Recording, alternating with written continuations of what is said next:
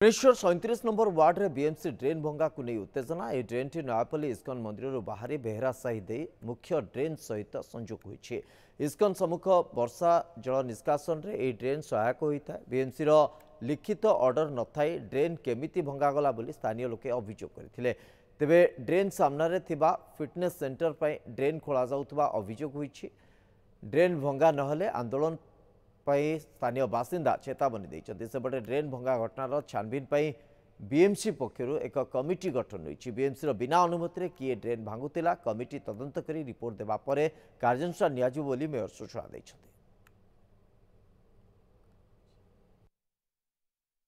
आज गोटे inquiry committee बसी से इनक्वारी कमिटी जाकि देखिए एक्जाक्टली कौन से जो बिल्डर जो कॉर्पोरेटर अभियोग कले जे सेटा प्लान अप्रूवाल न नहीं कि से जो घरटा तैयारी जदि सेमिति होता एक्शन नि से जे के भी होता ना कहीं जदि इलीगल काम किए कला बा आमर कौन पब्लिक प्रॉपर्टी कहीं ये लोकों पैसा रही